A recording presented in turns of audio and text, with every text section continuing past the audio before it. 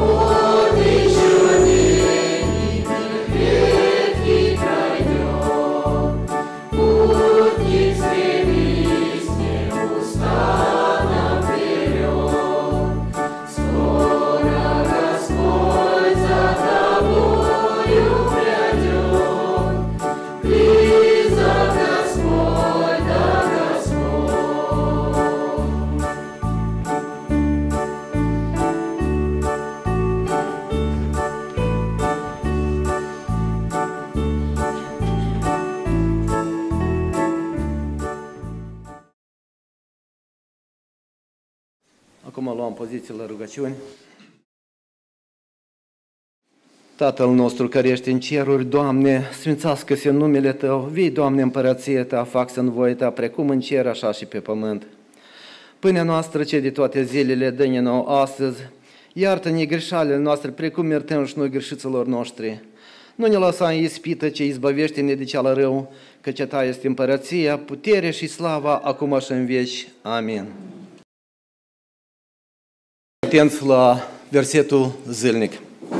Astăzi avem data de 14 ianuarie.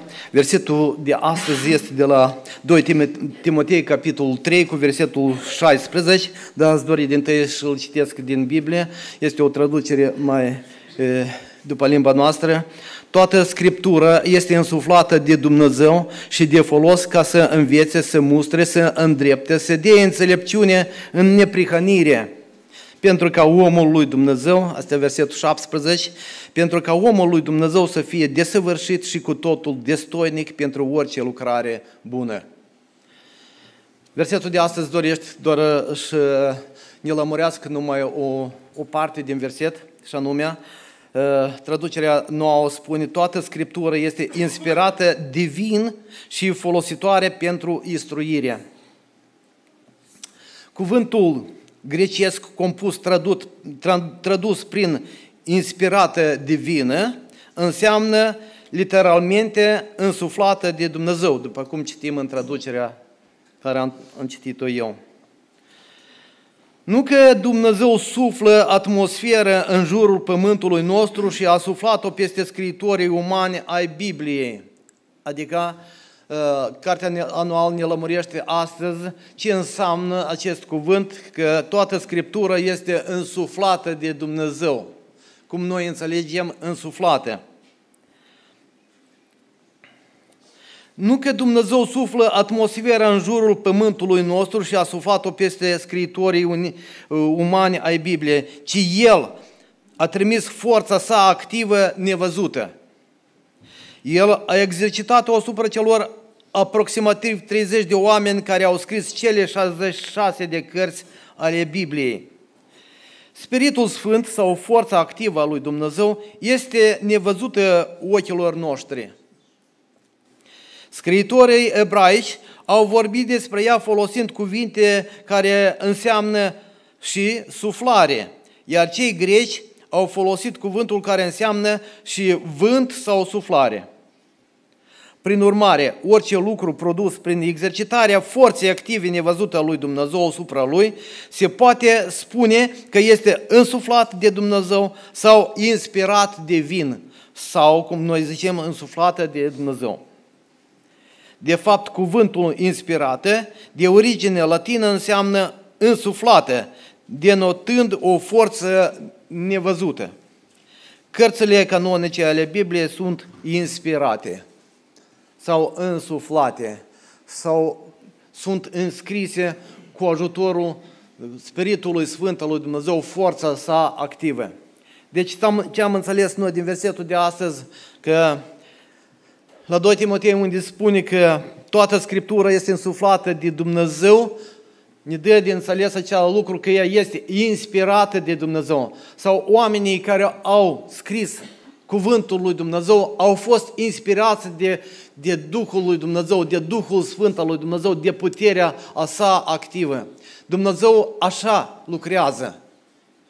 El trimite puterea sa activă asupra lucrului care El dorește să-l îndeplinească. Deci nu vom înțelege în mod greșit însuflată asta cum ar fi că Dumnezeu a însuflat o atmosferă ceva. Asta e direct lucrarea Duhului Sfânt al lui Jehova Dumnezeu, care Dumnezeu a trimis asupra acelor persoane, acelor oameni, pentru ca ei ca să înscrie cuvântul său inspirat. Nu, de fapt, Biblia descoperă acest lucru de la Daniel, care a scris cartea lui și a dorit că știe el, nici nu tare înțelege cam despre ce merge vorba, pentru că el scrie pentru viitor, pentru zilele noastre. Și atunci el ar fi dorit ca să înțeleagă ce el scrie, dar Dumnezeu i-a spus, Mergi și odihnește danile, pentru că la timpul sfârșitului mulți vor citi și vor înțelege. Ceea ce dă de înțeles că atunci puterea activă a lui Dumnezeu a acționat asupra celor oameni ca ei să înscrie lucruri care se vor întâmpla. Astăzi Duhul lui Dumnezeu descopere aceste lucruri tot oamenilor cu ajutorul Duhului Sfânt, pentru ca oamenii să poată înțelege acele profeții care au fost scrise tot cu ajutorul Duhului Sfânt. Deci, pe scurt, acesta a fost versetul de astăzi. În continuare, vom cânta iarăși o cântare împreună cu toții. Cântarea va fi 93 din Cartea Mare, după care vom fi foarte atenți și vom da stimă cât cuvântul lui auzit al lui Dumnezeu, cât și fraților care au pregătit tema pentru noi astăzi, ca noi ceva să ne învățăm. Deci, după cântare va urma prima temă de vorbire care a fost pregătit de către frați pentru noi astăzi.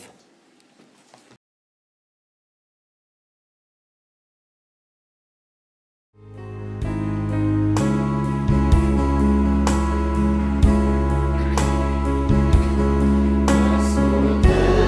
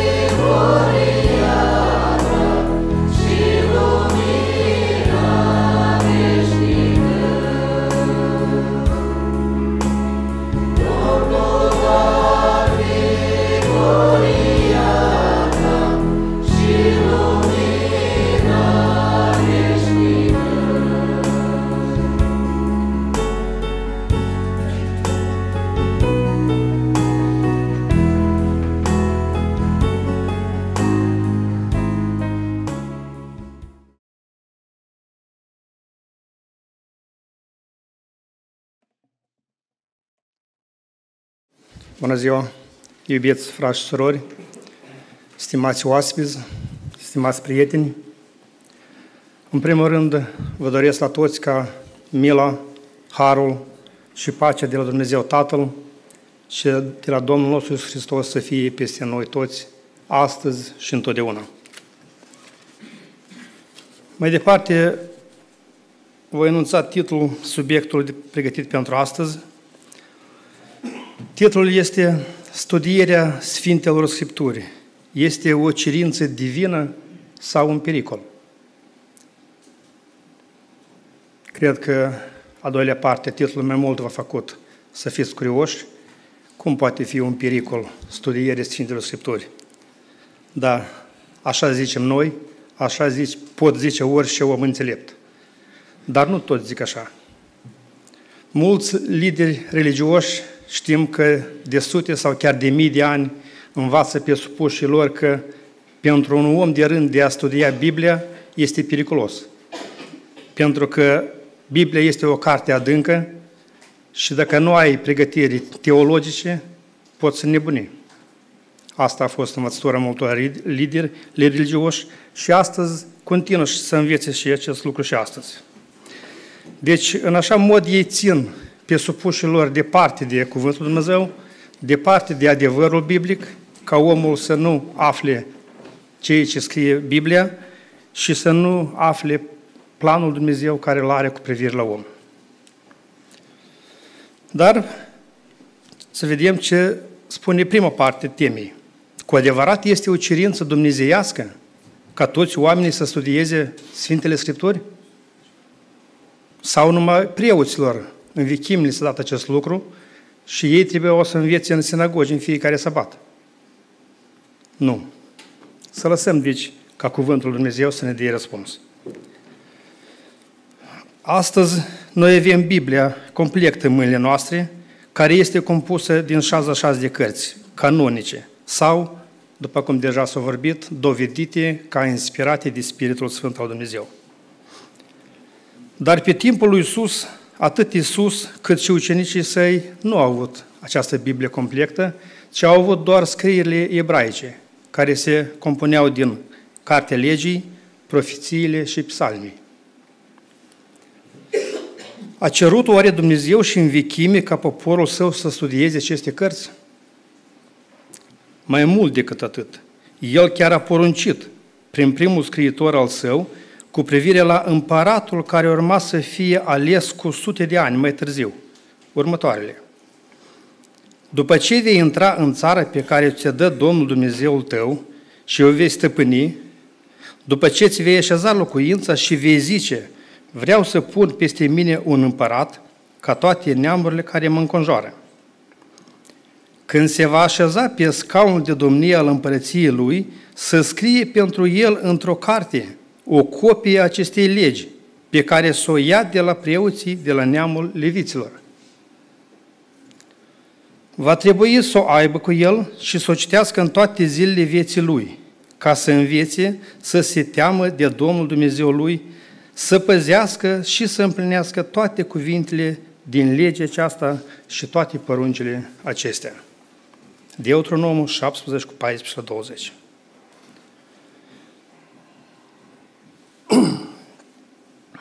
Regele care urma să fie ales trebuia să studieze legea lui Dumnezeu și să rămână credincios acestor învățături. Studiind Scripturile în felul acesta și ascultând de ele, regele avea să fie un bun conducător pentru toți supușii săi și un bun exemplu pentru ca și alții să studieze Cuvântul lui Dumnezeu.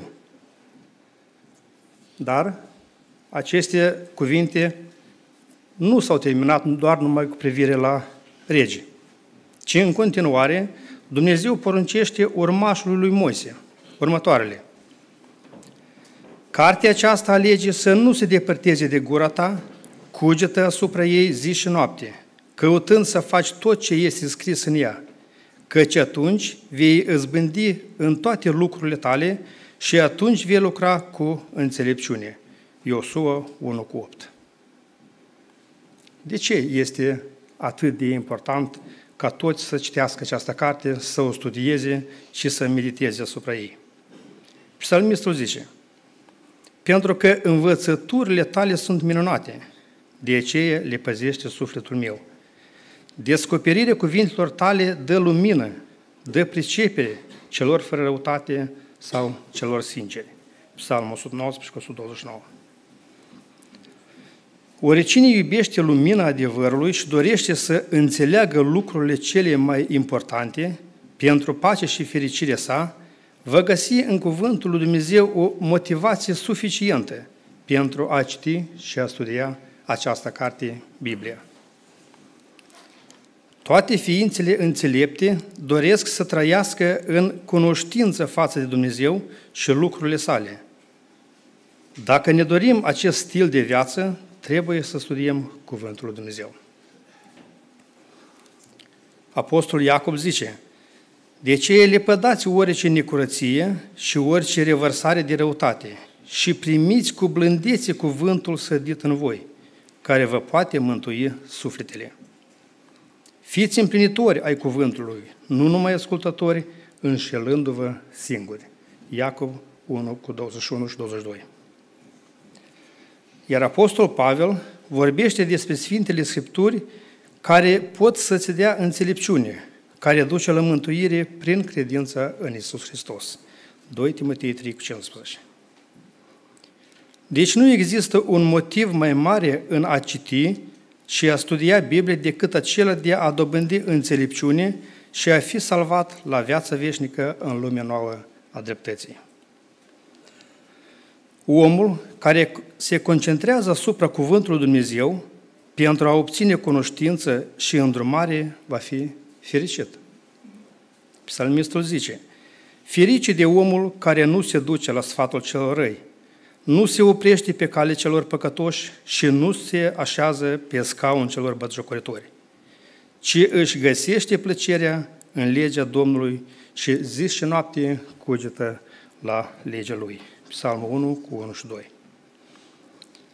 Astfel de om știe ce să răspundă când este întrebat, iar ceea ce spune este bun și luminează și pe altul, referitor la Dumnezeu și la scopul său drept. Inima celor drepți studiază pentru a răspunde, dar gura celor răi scoate lucruri rele. Proverbi 15 cu 28.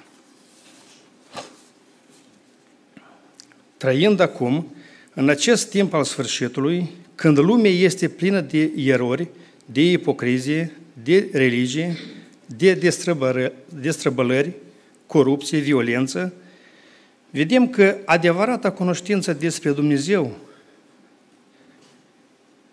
și despre Fiul Său este cea mai de preț comoară. Și această comoară nu o putem dobândi din internet sau de la televizor, pentru că ei sunt contrarii acestor comori. Ci pentru a o dobândi, trebuie să căutăm, să cercetăm și să ne îndreptăm mintea totdeauna spre sursa de informație și instruire care este Sfânta Scriptură sau Biblia.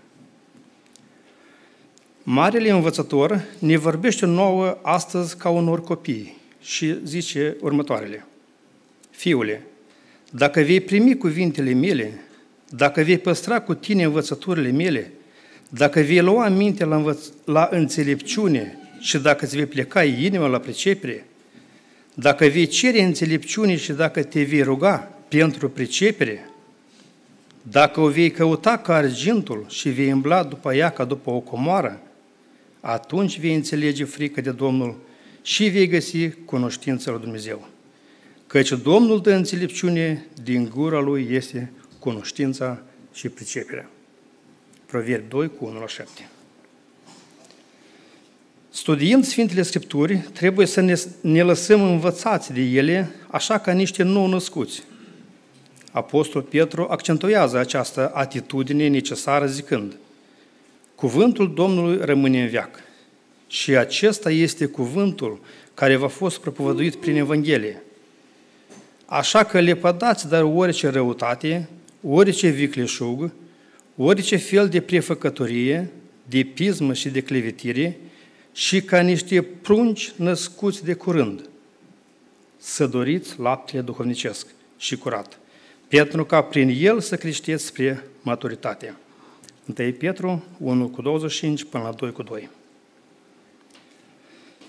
Pentru a înțelege ceea ce studiem, trebuie să studiem cu smerenie, pentru că smerenie este dispoziția care nu se împotrivește cu încăpățânare și nu se luptă cu argumente fără folos. De aceea Iacob zice, renunțați la toată necurăția și la abundența de răutate. Primiți cu smerenie cuvântul implantat, care vă poate salva sufletul. Iacob 1:21. Totuși, chiar dacă suntem ca niște nou-născuți și primim laptele cuvântului cu smerenie, aceasta nu înseamnă că trebuie să înghițim orice, fără a cerceta, fără a medita și fără vreo bază biblică. Aceia cărora Petru și Iacob le scrisese cele de mai sus, ei aveau deja la îndemână scrierile ebraice prin care puteau controla ceea ce apostolii învățau. Corespund cu profețiile deja scrise sau nu? Pavel, care era un apostol ales, nu cerea ca ceea ce învăța el să fie primit fără întrebări și fără a fi controlat cu scripturile ebraice.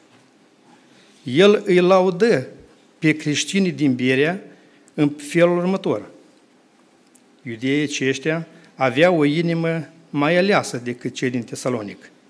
Au primit cuvântul cu toată râvna și cercetau scripturile în fiecare zi, ca să vadă dacă ce li se spunea este așa.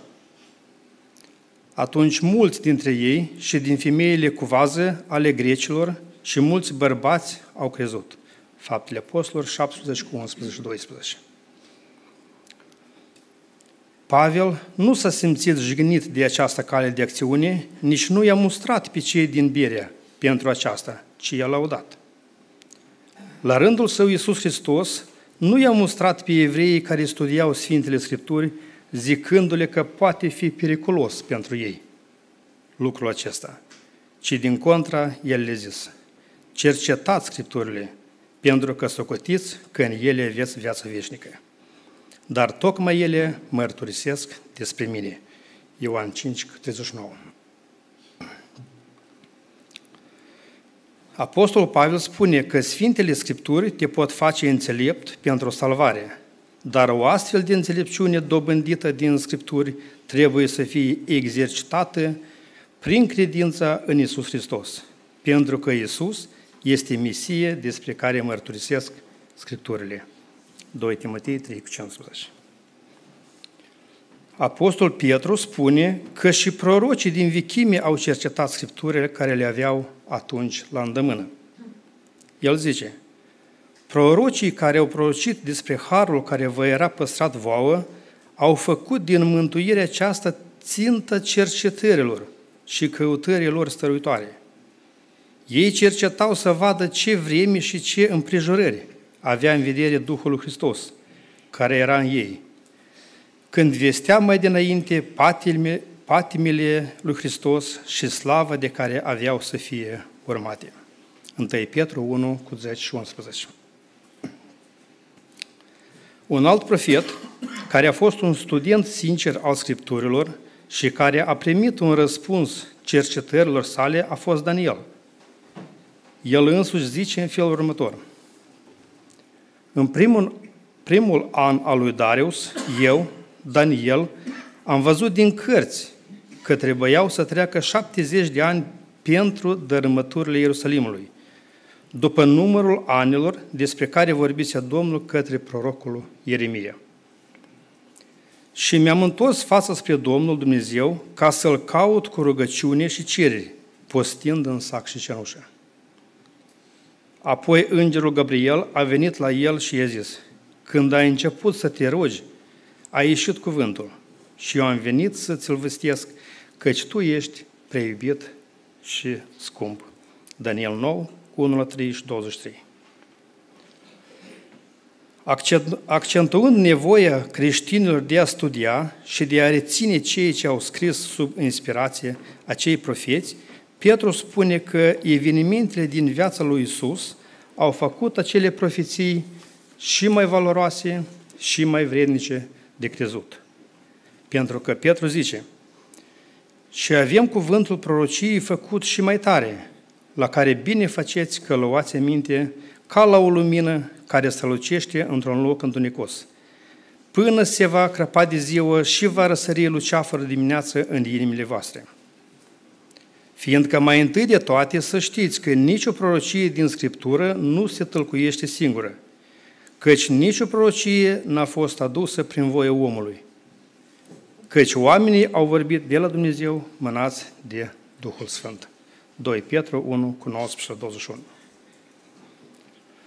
Aceste cuvinte ne dau o mai mare motivație pentru ca noi astăzi, trăind în acest timp al sfârșitului, să studiem Sfintele Scripturi, să le examinăm, să medităm asupra lor și să veghem asupra împlinirii lor, acum, și să fim siguri că cu aceeași exactitate se vor împlini și în viitor.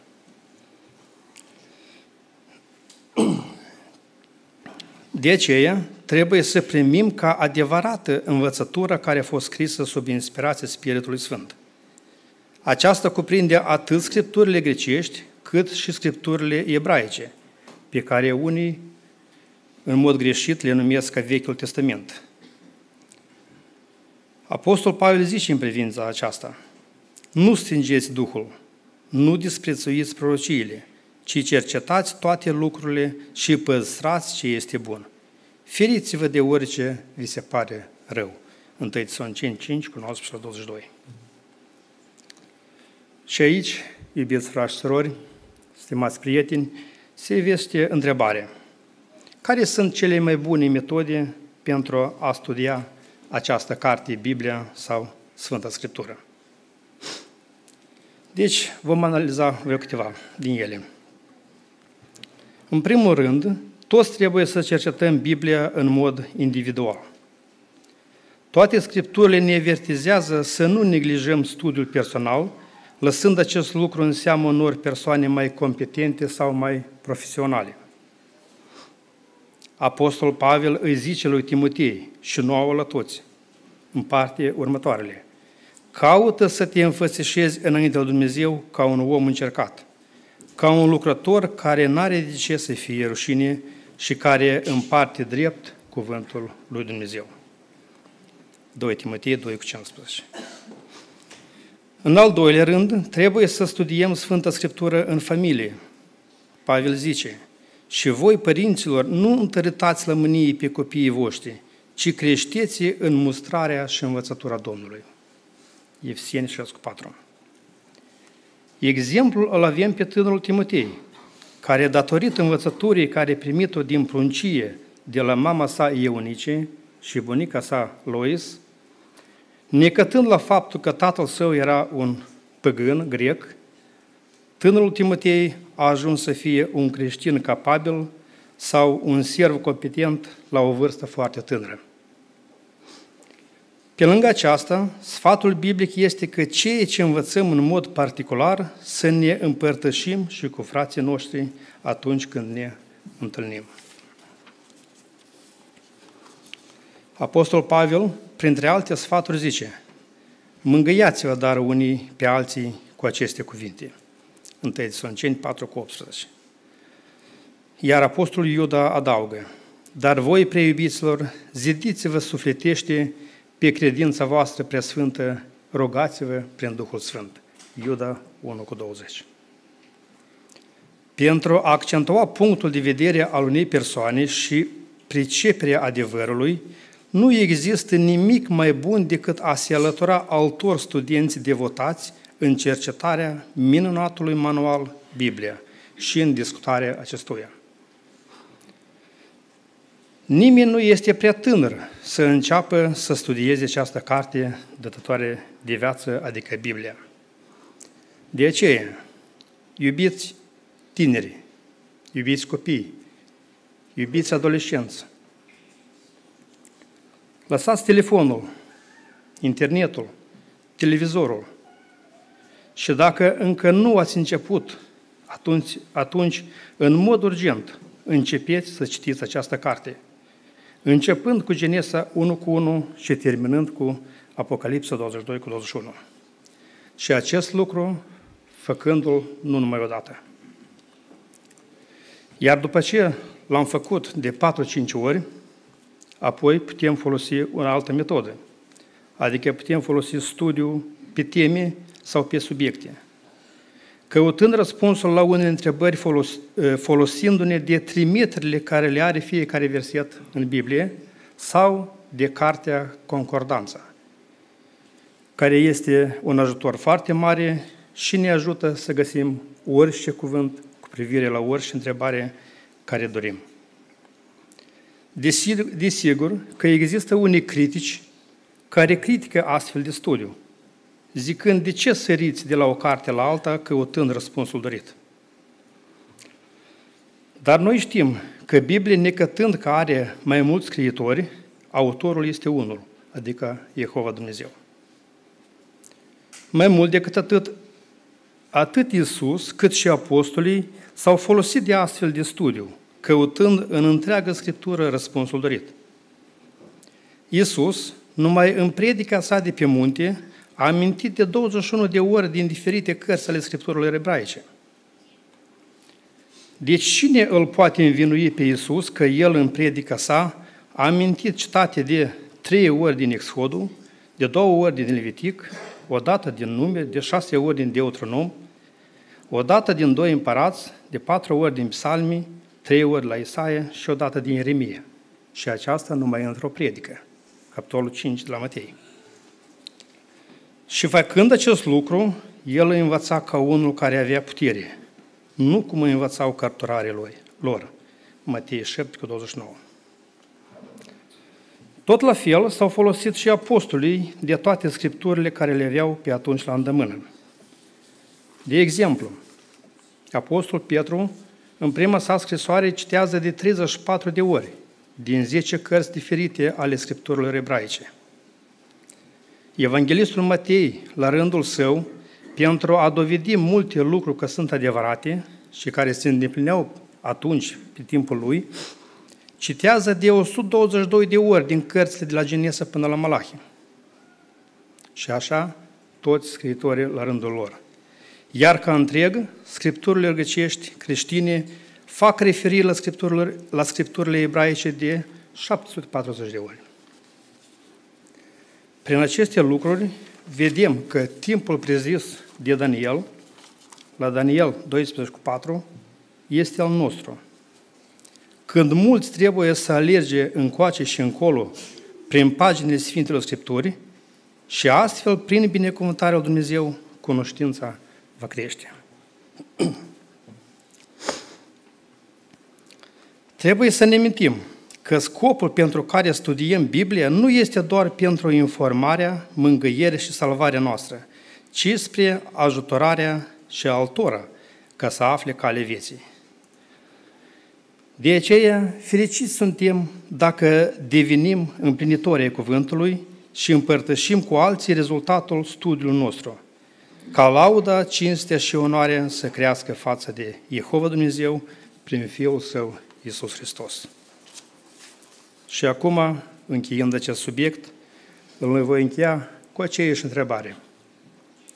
Studierea Sfintelor Scripturi este o cerință divină, folositoare sau un pericol? Dacă nu este un pericol, atunci să nu uităm cuvintele lui Iisus, care a spus: cercetați Sfintele Scripturi, pentru că în ele aveți viața veșnică. Amin. Îi mulțumim lui Jehova Dumnezeu pentru această carte a vieții sau pentru cuvântul Său și îi mulțumim și fratelui pentru încurajarea care prin subiectul său ne-a încurajat atât de mult ca noi să studiem cuvântul lui Dumnezeu, pentru că de aceasta depinde viața veșnică.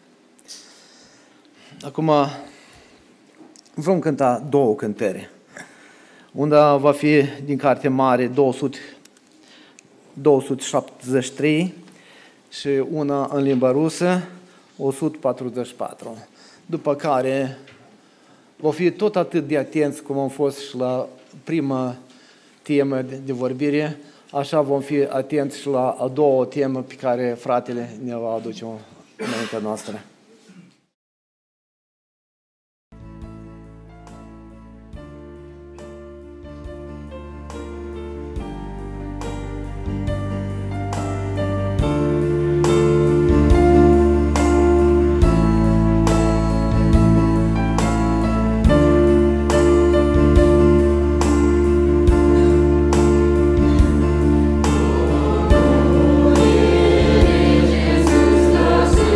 Jesus,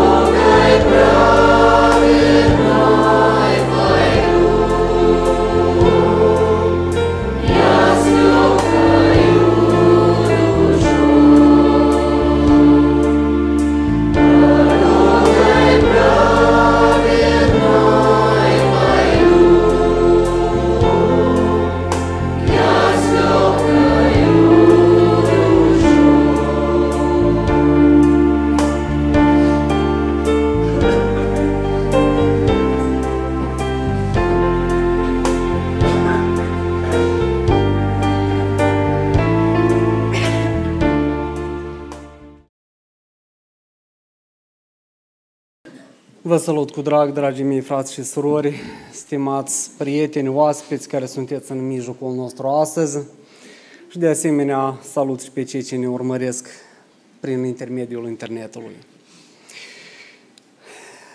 Dragii noștri, am dorit astăzi ca împreună cu voi să analizăm un subiect sau relația omului cu Dumnezeu. Dacă am fost atenți chiar la tema anterioară a fratelui, am observat dorința celui rău, dorința lui Satan de a strica relația omului cu Dumnezeu și a lui Dumnezeu cu omul. Era foarte bine la început când omul avea cunoștința adevărului, avea acele calități însuflate de Dumnezeu ca dreptate, prin înțelepciune și iubire. Atunci, între Dumnezeu și om era o armonie perfectă, era o relație de prietenie, o relație de tată și fiu, o relație de o familie adevărată. Dar prin faptul că Satan, diavolul, acționând la mintea lor, îi face să pui la îndoială porunca și voința divină a Tatălui lor, adevărat Jehova Dumnezeu, relația dintre om și Dumnezeu a fost stricată. Deci, întregul neam omenesc născut în păcat și imperfecțiune ca urmaș ai lui Adam, deja imperfect și păcătos, neamul omenesc a devenit dușman față de Dumnezeu. Și Dumnezeu dușman față de om. De ce? Pentru că toată firea omului, înclinațiile omului chiar de la nașterea sa, sunt spre rău.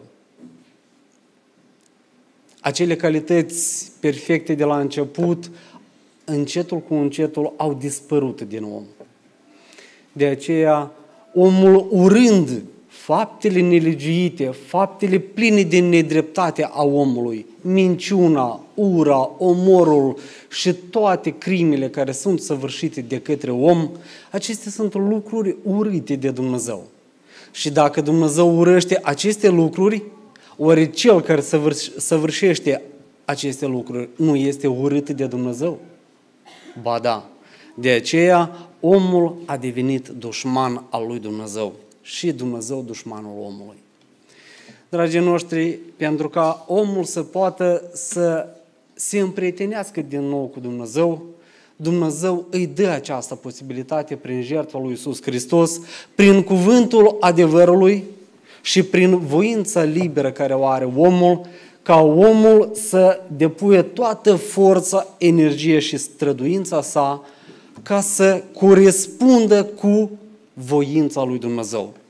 Și doar prin această stăruință, plină de credință în Dumnezeu și în Iisus Hristos și plin de iubire de Dumnezeu, omul poate deveni un prieten al lui Dumnezeu sau într-o relație bună de prietenie cu Dumnezeu. O relație de familie, de tată și fiu.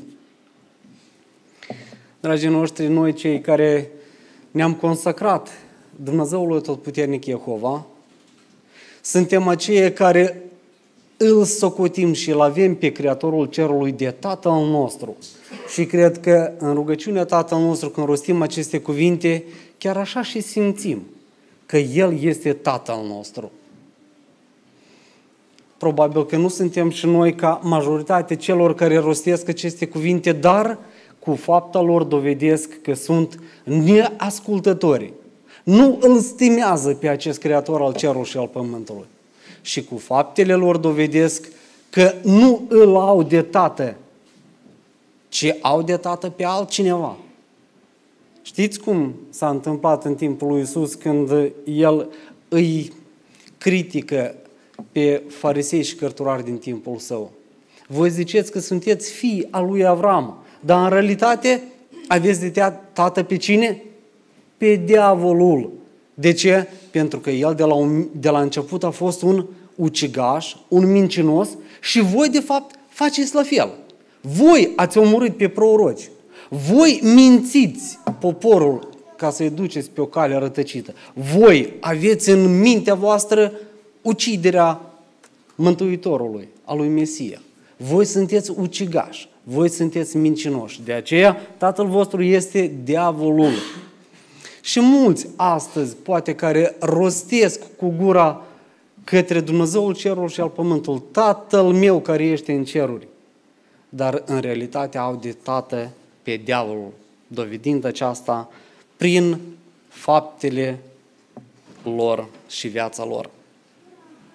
Dragii mei, aș dori ca astăzi, nu că nu știm aceste lucruri, le știm foarte bine și probabil că ne dăm seama cine este în relație de prietenie cu Dumnezeu și cine nu, dar am dorit astăzi din nou să accentuez acest lucru, să-l subliniem împreună, că s-ar putea întâmpla ca și unii dintre noi, crezând că dacă sunt în rândurile martirilor lui Jehova, dacă sunt în rândurile creștinilor,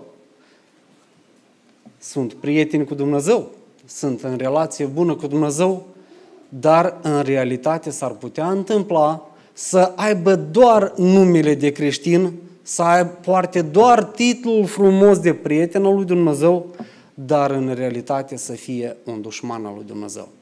Cum s-ar putea întâmpla acest lucru? Pe parcurs vom înțelege. Aș dori ca acum la început să cităm versetul din Psalmii,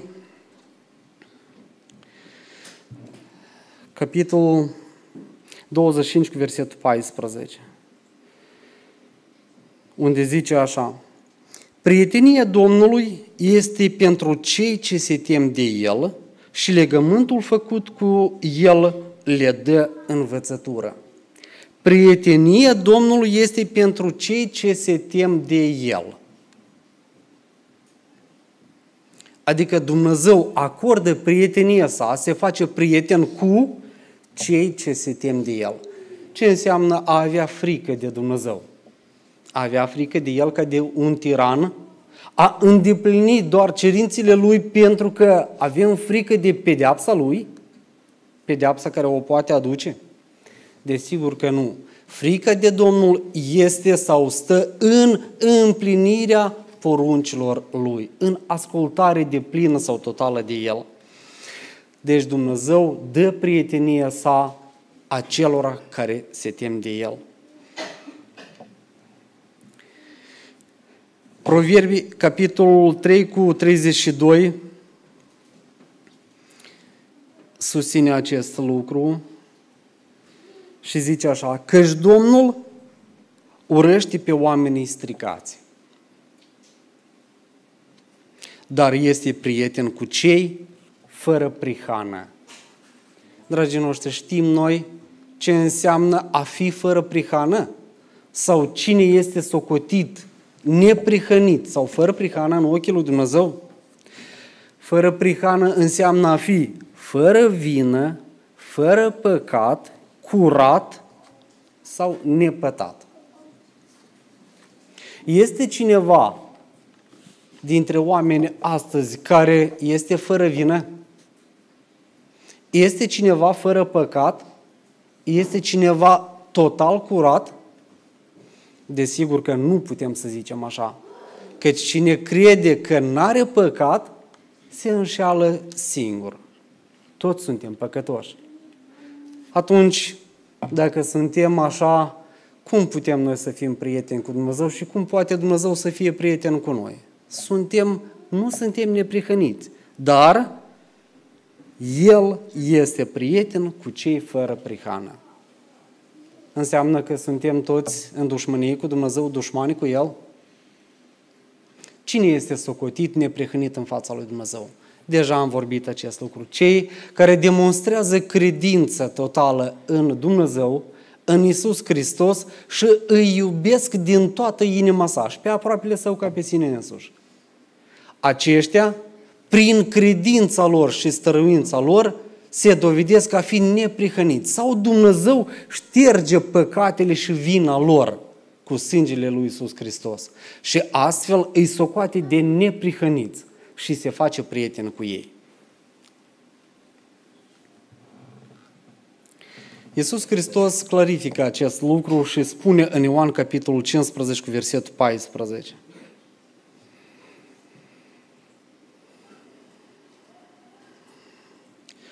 Și zice așa: voi sunteți prietenii mei, adresându-se apostolilor, dacă faceți ce vă poruncesc eu. Porunca dată de Iisus Hristos apostolilor săi, care era? Era porunca de la Dumnezeu Tatăl. Deci, să iubești pe Domnul Dumnezeu cu toată inima ta, să iubești pe aproapele tău ca pe tine însuți și dacă vei avea această iubire în inima ta față de Dumnezeu și față de aproapele, vei împlini toată legea și poruncile și prorocii. Da? Aceasta a fost porunca lui Iisus Hristos. Deci, acest verset cum zice? Voi sunteți prietenii mei dacă faceți sau împliniți poruncile lui Dumnezeu. Dragii noștri, dacă noi ne străduim să împlinim voința și poruncile lui Dumnezeu, suntem prieteni cu Dumnezeu și Hristos. Și apoi aș dori ca să citim și Psalmii, capitolul 119, cu versetul 63,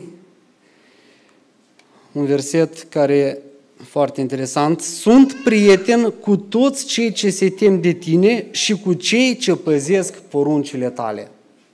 Dragii noștri, am dorit să citesc acest verset căci prietenia omului cu cei care nu iubesc pe Dumnezeu, nu iubesc poruncile sale, nu iubesc pe Hristos, ne-ar putea face să păcătuim, să devenim ca ei. Căci în această privință probabil că și acest proverb lumesc este foarte adevărat. Spune-mi cu cine prietenești și îți voi zice cine ești.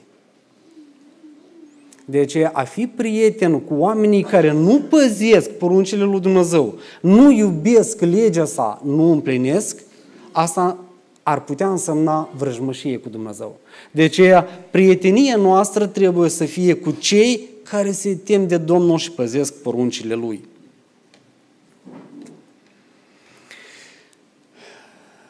Am citit câteva din aceste versete, deși Cuvântul lui Dumnezeu, Biblia, este plină de lucruri și dovezi care arată și ne dovedesc faptul că prietenii cu Dumnezeu sunt doar cei care împlinesc poruncile Lui. Dar Romani, capitolul 8, cu versetul 7, arată cine este vrăjmaș cu Dumnezeu. Fiindcă umblarea după lucrurile firii pământești este vrăjmășie împotriva lui Dumnezeu, căci ea nu se supune legii lui Dumnezeu, adică firea pământească, nu se supune legii lui Dumnezeu și nici nu se poate supune sau nu poate să se supună. Deci, umblarea după lucrurile firii pământești este vrăjmășie cu Dumnezeu. Care sunt lucrurile firii pământești? Pofta ochilor, lăudăroșie vieții, curvie, precurvie, minciuna, uciderile, pismele, certurile, toate aceste lucruri sunt pofte sau este firea pământească. A umbla după această fire pământească înseamnă a fi vrăjmaș cu Dumnezeu. Acum, dragii mei, ar trebui să ne analizăm fiecare dintre noi. Oare cumva noi trăim după această fire pământească? Oare cumva noi suntem stăpâniți de una din aceste calități? Una din aceste dorințe? Poate a pus stăpânire peste noi pofta ochilor. Poate lăudăroșie vieții. Poate suntem mincinoși. Poate suntem certăreți. Poate suntem urâtori de frați, iubitori de bani.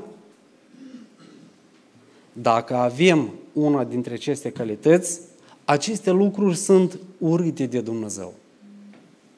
și ne face și pe noi urâți în fața lui Dumnezeu. Deci, umblând după aceste lucruri, ne facem vrăjmași cu Dumnezeu. Și Iacov, capitolul 4:4, îl cunoaștem cu toți, unde zice: cine vrea să fie prieten cu lumea, se face vrăjmaș cu Dumnezeu. A fi prieten cu lumea. Ce este lumea? Lumea lui Satan este compusă din religie, politică și comerț. Amestecându-ne în una dintre aceste elemente ale lui Satan, iubindu-le, susținându-le, noi devenim prieteni cu lumea. Și astfel ne facem vrăjmași cu Dumnezeu. Cum poate cineva să fie prieten cu politica acestei lumi? Atunci când este amestecat. Politica acestei lumi are de scop ca să cârmuiască lumea, să o stăpânească.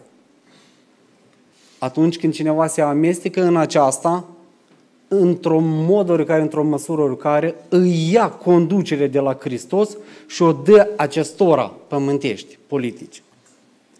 Și nu numai atât, dar mă mărginesc aici. Ce înseamnă a fi prieten cu religie? Ce este religie, dragii mei? Este acel lucru despre care Biblia, prorocii din vechime, apostolii Iisus Hristos ne avertizează. Să vă feriți de astfel de lucruri. Și știți anume ce este religia? Religia este doar o formă de închinare, dar tăgăduiesc puterea lui Dumnezeu.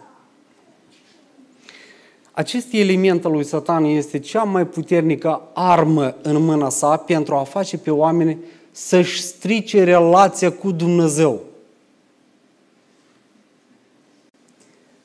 Majoritatea oamenilor astăzi pe pământ sau majoritatea părții a pământului astăzi se numesc a fi creștini. Poartă frumosul nume de creștin sau urmașa lui Hristos. Dar în realitate tăgăduiesc puterea lui Dumnezeu. Și sunt asemenea poporului Israel atunci când uitau pe Dumnezeu. Și veneau la templu, poate în fiecare an, aduceau jertfe, dar Dumnezeu îi avertizează prin proroci și le zice: vai de voi, pentru că voi vă apropiați de mine doar cu gura și cu buzele, dar inima voastră este departe de mine. Iată, acest lucru este religia lui Satan. Ca să-i facă pe oameni să creadă că se închină lui Dumnezeu, că aduc jertfe lui Dumnezeu și fac acest lucru doar cu buzele, dar inima le-o ține departe. Dragii mei, asta este și ce a vorbit fratele meu anterior. Satan, diavolul, a încercat să strice relația omului cu Dumnezeu prin faptul că a ascuns Biblia de oameni. A încercat să o țină ascunsă. A încercat prin învățătură că un om simplu nu poate să știască Biblia fără să nebunească, să-i țină departe de cunoștința lui Dumnezeu și a lui Hristos, de cunoștința voinței și scopului său. Dar acest lucru nu l-a putut face foarte mult. Biblia s-a răspândit prin oameni credincioși și neprihăniți, oameni plini, doritori ca adevărul lui Dumnezeu să ajungă în mâinile oamenilor și cât mai mult să fie salvați din gheara lui Satan, au lucrat asupra răspândirii acestei cărți, asupra traducerii Bibliei și a ajuns în mâinile oamenilor.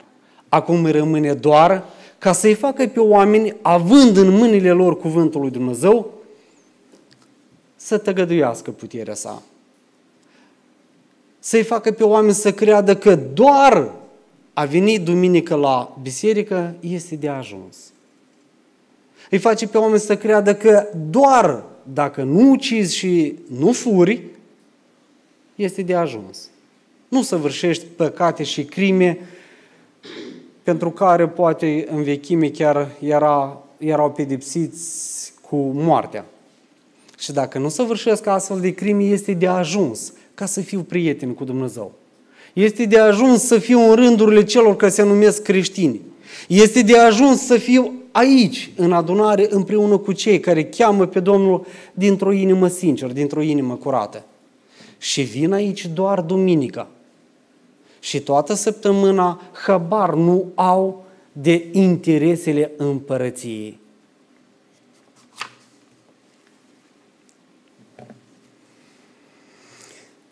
Coloseni, capitolul 1, cu versetul 21 spune așa: și pe voi, care odinioară erați străini și vrăjmași prin gândurile și prin faptele voastre rele, El v-a împăcat acum prin trupul lui de carne, prin moarte, ca să vă facă să vă înfățișați înaintea Lui sfinți, fără prihană și fără vină. Dragii noștri, noi putem, sau majoritatea dintre noi am fost cândva străini și vrăjmași cu Dumnezeu, prin gândurile și prin faptele noastre.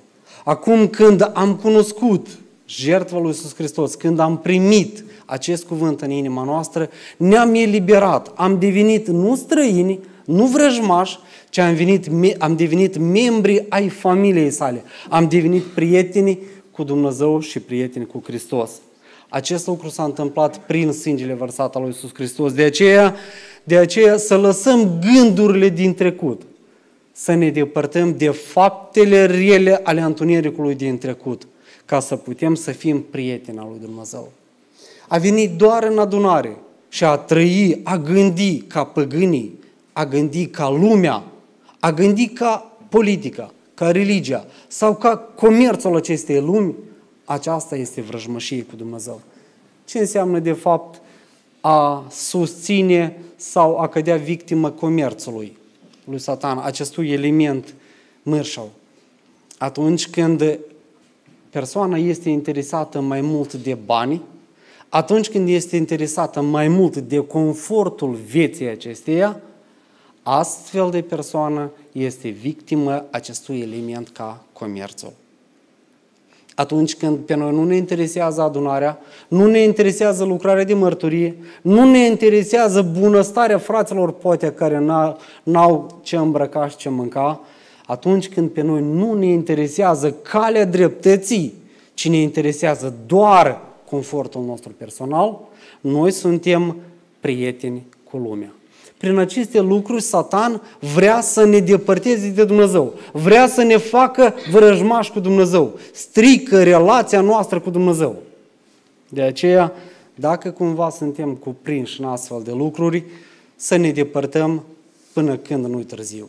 Căci când va veni Dumnezeu cu judecata sa și pe cine nu va găsi împăcat cu el, scris în blocnotul de prieten al său, va fi lepădat și aruncat afară.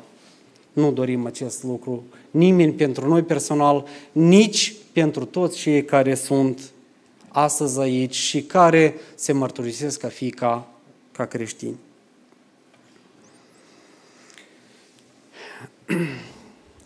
Mai este un lucru foarte important, despre care deja am început să vorbesc, când am putea crede că suntem și noi prieteni al lui Dumnezeu, dar în realitate să nu fim. Și ca să înțelegem cum s-ar putea întâmpla acest lucru, haideți să citim Matei, capitolul 12, cu versetul 30. Cine nu este cu mine, este împotriva mea. Și cine nu strânge cu mine, risipește. Dragii mei, s-ar putea întâmpla ca cineva dintre noi astăzi prezenți aici să nu fim cu Hristos? Cine nu este cu mine este împotriva mea. Cum nu? Am venit aici în adunarea lui Hristos. Am venit aici ca creștin, ca urmaș al lui Hristos. Cum sunt eu? Nu sunt eu cu Hristos. Dar a doua parte a versetului, și cine nu strânge cu mine, risipește. Ce înseamnă a strânge cu Hristos? Care a fost scopul lui Hristos când a venit prima oară pe pământ? A venit ca să adune pe ai săi la sine, pe oamenii cu bunăvoință să-i aducă, să-i împace cu Dumnezeu, să-i strângă în staul său. Așa? Această lucrare de adunare este lucrare de mărturie care o facem astăzi. Și dacă cumva cineva nu face această lucrare de mărturie, nu strânge cu mine, ce face? Risipiește. Cum se întâmplă acesta lucru? Nu risipesc. N-am fost în adunare să scot pe cineva cu forță de acolo. N-am risipit. Toate pietrele care le-a așezat Hristos prin urmașii săi, în biserica sa, sau în adunare, ori și membru, n-am făcut eu nicio lucrare pentru să dezbată de pe această cale pe cineva. Cum se întâmplă, dar cel ce nu strânge sau adună, risipește? Atunci când tu ești încredințat, pe umerii tăi este pusă misiunea ca să aduci la Hristos și tu nu aduci, nu s-a făcut nimic, nu s-a înaintat. Ai risipit, ai dărâmat. Ba mai mult decât atât, mai este un pericol. Dacă tu nu aduni, nu muncești, dar pretinzi că vei primi viața veșnică, atunci probabil că și eu, dacă voi fi leneș, nu voi munci, voi primi și eu răsplată de la Dumnezeu. Și astfel putem să devenim o grupă, o adunare de leneși, trândăvi, care ne place să venim doar duminica la adunare, să băgăm în noi, să mâncăm, să ne împrospătăm, să primim, să ne hrănim de pe masa lui Dumnezeu. Dar să dăm cuiva, să facem, să ajutăm pe cineva, să hrănim pe cineva, acest lucru ne este greu să-l facem. Și dacă am ajunge noi o adunare de neroditori, de cei care nu aduc roade, oare nu suntem noi risipitori? Oare nu suntem noi în așa caz falși martori ai lui Jehova? Ba da.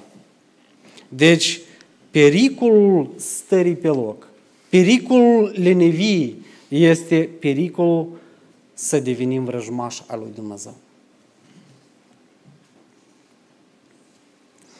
Apocalipsa, capitolul 3,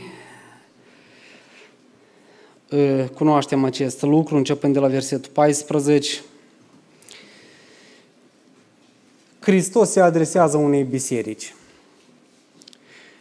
Îngerul bisericii din Laodicea scrie, așa spune Hristos: iată ce zice cel ce este amin, martorul credincios și adevărat, începutul zidirii lui Dumnezeu. Știu faptele tale, că nu ești nici rece, nici în clocot. O, dacă ai fi rece sau în clocot, dar fiindcă ești căldicel, nici rece, nici în clocot, am să te vărs din gura mea. Pentru că zici, sunt bogat, m-am îmbogățit și nu duc lipsă de nimic. Nu știi că ești ticălos, nenorocit, sărac, orb și gol. Te sfătuiesc dar acum să cumperi de la mine aur curățit prin foc, ca să te îmbogățești, și haine albe, ca să te îmbraci cu ele, și să nu ți se vadă rușine goliciunii tale, și doftorie pentru ochi, ca să-ți ungi ochii și să vezi. Deci acest avertisment din partea lui Iisus Hristos către acea biserică care El o numește o biserică căldicică. Nici în clocot, dar nici rece. Ce înseamnă acest lucru? Doar nu putem fi și în clocot și rece în același timp. Sau putem? Atunci când un creștin este în clocot pentru cauza dreptății, pentru interesele împărăției, pentru interesele adunării și a lucrării astăzi pe pământ, cel ce este interesat și cu zel face acest lucru, astfel de martor, astfel de creștin este un creștin fierbinte în ochii lui Dumnezeu.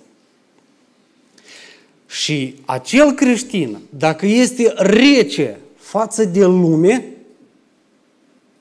nu îl interesează confortul acestei lumi, nu îl interesează politica acestei lumi, nu îl interesează nici religia ei. Acest creștin este plăcut lui Hristos.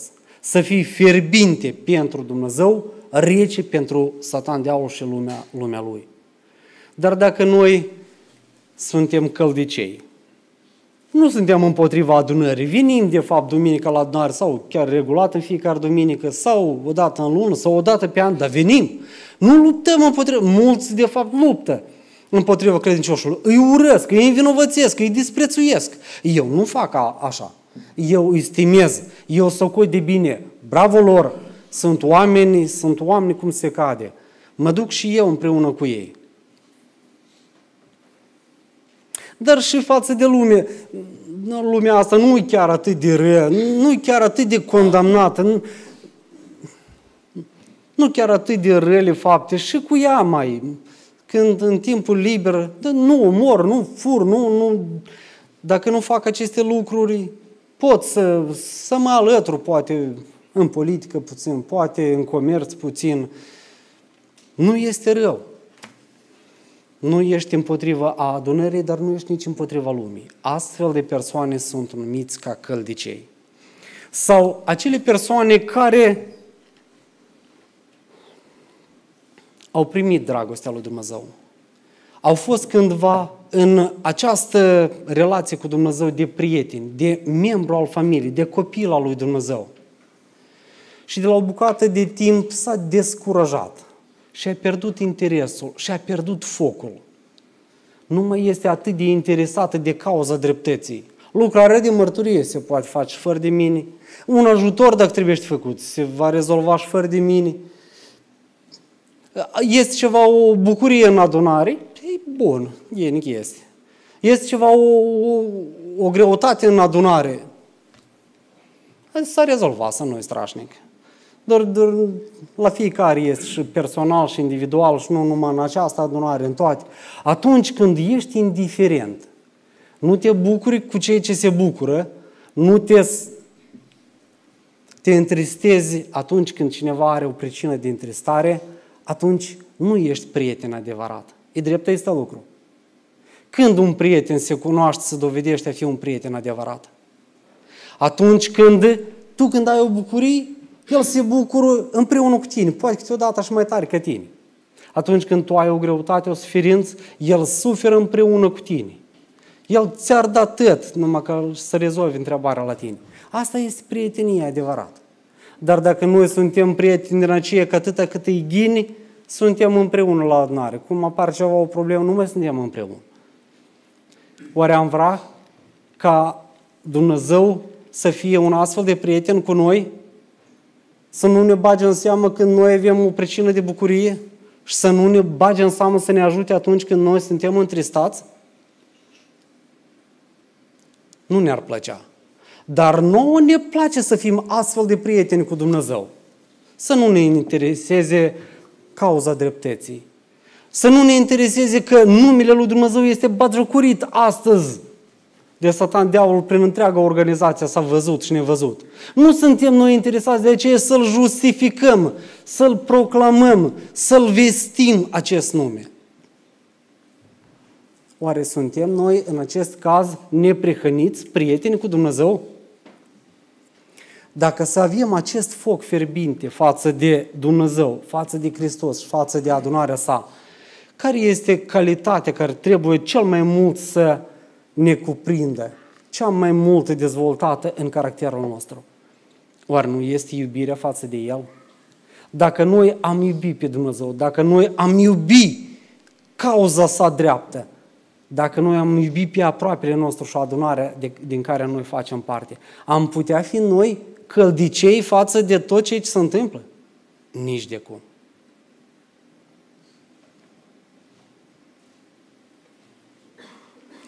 Dragii mei, eu sper acest lucru am dorit foarte mult să-l aduc, pentru că, cu părere de rău, a fost în tot timpurile așa, probabil că este și în mijlocul nostru și va fi întotdeauna, când mulți creștini, lăsându-se sau lăudându-se cu laurii trecutului, cu tinereța lor sau alte pricine, încetinează să mai fie foarte activi și fierbinți în poporul lui Dumnezeu. Această înmoloșăgare, această stare de căldicel este o stare doar de vrăjmășie cu Dumnezeu. Atunci când când va trebui să fim judecați și să primim răsplata pentru truda care am făcut-o noi, cei care în decursul vieții lor se dovedesc a fi doar căldicei, vor fi vărsați din gura a lui Iisus Hristos, din gura lui Dumnezeu. De aceea este îndemnul pentru noi, fiecare dintre noi, să ne analizăm. Dacă cumva suntem unii dintre vrăjmașii lui Dumnezeu care încă nu ne-am împăcat cu Dumnezeu, este timpul, momentul să devenim prieteni cu El. Să nu cadem noi în lațul lui Satan, acela care vrea să ne facă dușmani, să ne strice relația cu Dumnezeu.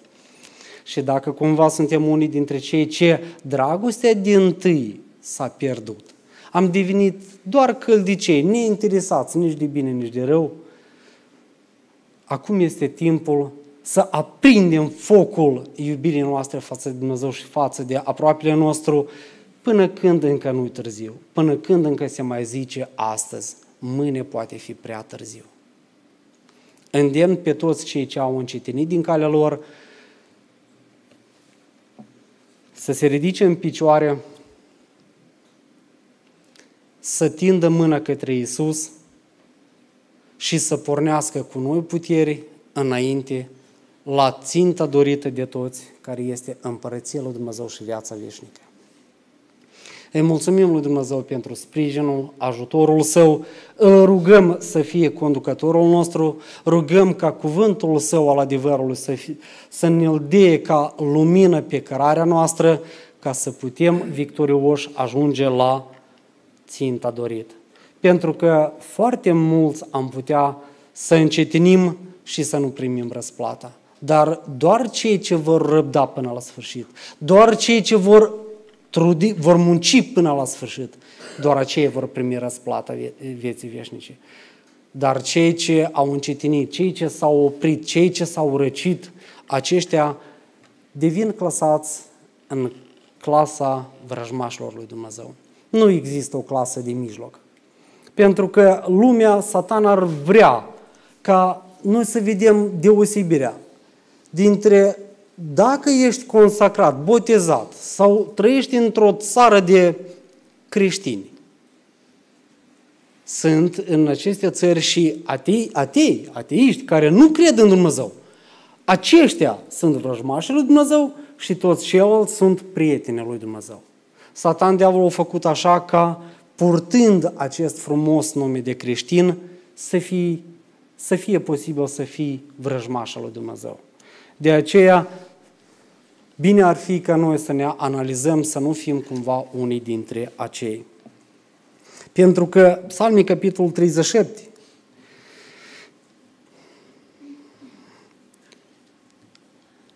cu versetul 20, spune așa: dar cei răi pierd și vrăjmașii Domnului sunt ca cele mai frumoase pășune. Pierd ca fumul. Care este soarta vrăjmașilor lui Dumnezeu? Deși sunt frumoși ca cele mai frumoase pășune, pierd ca fumul. Dar 1 Petru, capitolul 1 cu 9, spune așa: pentru că veți dobândi ca sfârșit al credinței voastre mântuirea sufletelor voastre. Deci, dacă Psalmii 37 cu 20 arată sfârșitul celor care sunt clasați ca vrăjmași al lui Dumnezeu, este pieirea, sfârșitul credinței aprige, credinței fierbinți, iubirii față de Dumnezeu, este mântuirea sufletelor noastre. De aceea, dragii mei frați și surori, mai este un pericol la care suntem expuși fiecare dintre noi. Foarte mulți dintre noi, poate atunci când cuvântul lui Dumnezeu ne mustră sau ne îndeamnă la ceva, noi înțelegem, poate analizându-ne, vedem că suntem undeva vinoveți, ar trebui ceva să corectăm în viața noastră. Dar Satan, diavolul, este cel care nu dormitează și ar cerca ca aceste înțelegeri, această hotărâre poate a noastră de a schimba ceva în viața noastră, să ne o fure imediat, să ne facă să uităm. De aceea, pentru asta, aș dori ca să citesc Iacov 1 cu 25. care astăzi a fost făcut referire la el, unde spune așa: dar cine își va adânci privirile în legea desăvârșită, care este legea slobozeniei, și va stărui în ea, nu ca un ascultător uituc, ci ca un împlinitor cu fapta, va fi fericit în lucrarea lui. Deci, dragii noștri, să nu uităm acest lucru. Să nu fim ca ascultători uituci. Astăzi am auzit, ne-am gândit, am analizat, am hotărât. Și până mâine sau până săptămâna viitoare să uităm acest lucru. Să cercăm aceste lucruri vitale, care ar trebui, aceste schimbări importante care ar trebui să le facem în viața noastră, să nu le uităm, ci să le facem pentru ca să putem fi fericiți în lucrarea noastră. A fi fericit în lucrarea noastră de creștin, ce înseamnă a primi răsplata din această lucrare, a avea fericire din rezultatul acestei lucrări. Și aceasta este mântuirea în lumea nouă a dreptății. De aceea să fim împlinitori cu fapta, nu ascultători uituci. Dumnezeu să fie lăudat acum și în veci. Amin.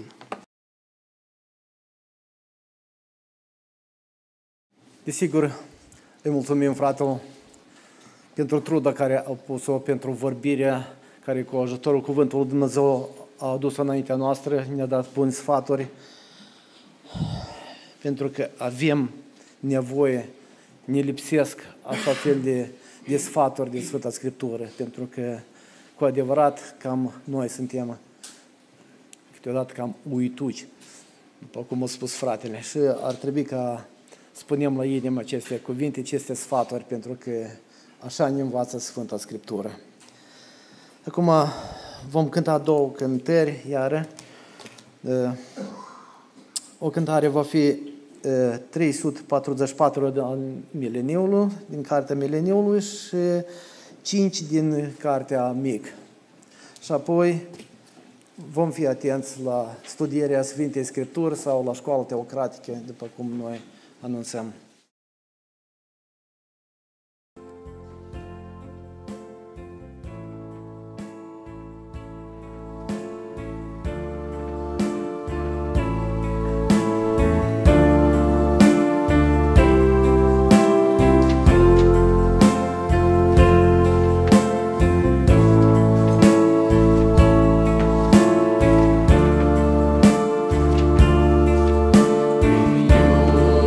Iubirea